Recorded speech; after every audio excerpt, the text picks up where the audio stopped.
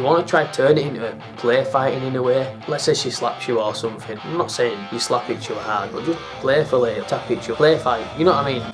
I'm guessing you've clicked on this video because you don't know how to get a woman in bed. Well, this is a video for you, so stick around because I need that watch time. So before the video starts, I'm going to give a quick disclaimer. Before you make a move on the woman, make sure that you read the room. You have to read her body language, you have to see and determine whether or not she actually does want to sleep with you, because even though there is a good chance that if she's showing these signs, there is no guarantee. So you've got to look for open body language. You've got to look that she's calm, she's relaxed, and if you make a move and you touch her and she backs away like this, she becomes very tense. That's when you know to just relax, don't make a move. So the first way you can get a girl to sleep with you, she agrees to alone time. If she agrees to spend time with you and you're alone and there's nobody else around, understand that she's putting herself in a position of vulnerability and anything could happen to her, and she knows that. Women aren't stupid. She's putting herself in that position, then there's a good chance that she knows what she wants. She wants to have sex. But you've got to understand, if you're like best mates with a girl and you're basically friend zone, you're probably not going to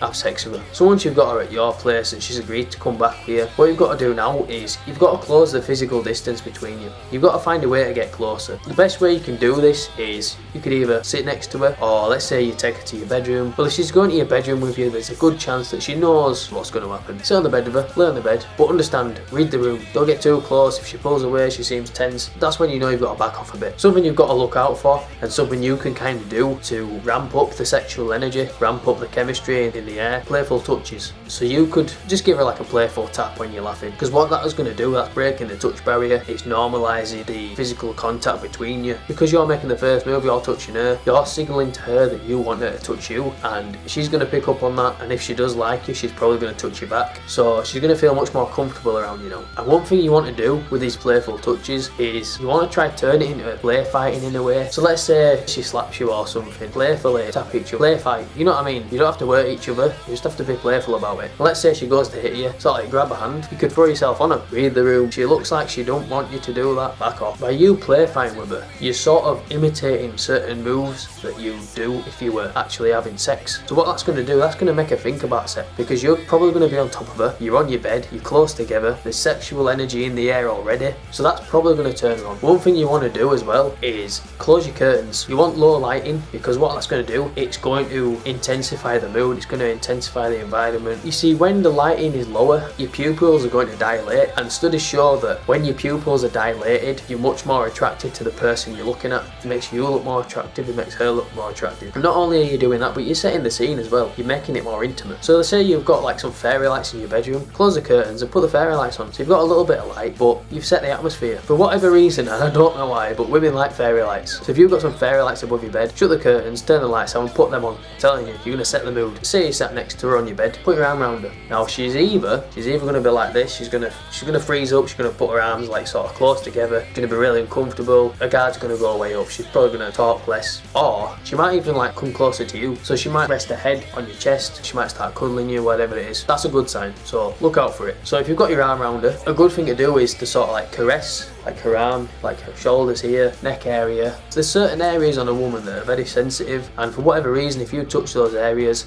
and I'm not saying be rough, just be very, very gentle, very, very slight touches, that's going to make her think about sex, because you're touching her, they're in sensitive areas, it's going to turn her on. If she's reciprocating any of these touches, let's say you've got your arm around her, you end up holding hands, well, unless you're pulling away, then there's a good chance that she's comfortable with you touching her. And if you're seeing all these signs so far, and she's displaying the right body language, make a move on her, just sort of like turn over, put your arm around her. Let's say you're watching a DVD together, you want to get some eye contact going, you want to look at her intently in the eyes, strong eye contact, you want to sort of like go from her lips to her eyes, look up and down a few times. You want to get in closer. What that's going to do, that's going to build even more sexual energy, more sexual chemistry, it's going to turn her on even more. It's going to make her think, is this guy making a move on me, is he going to kiss me? So her heart's probably going to be racing, she's probably going to be a little bit nervous, but there's a good chance if you're already in this position, things are going well for you. So make a move on her, just go for a kiss, and she'll either kiss you back or she won't. If she kisses you back, keep going. If she don't, just relax. So let's say you're kissing now, she might test your confidence by saying, oh, this is a bad idea, I think we should stop. You might be undressing yourself, you might be undressing her, and she might be a bit overwhelmed by it, maybe she's nervous, I don't know. So if that's the case, don't start panicking, don't be like,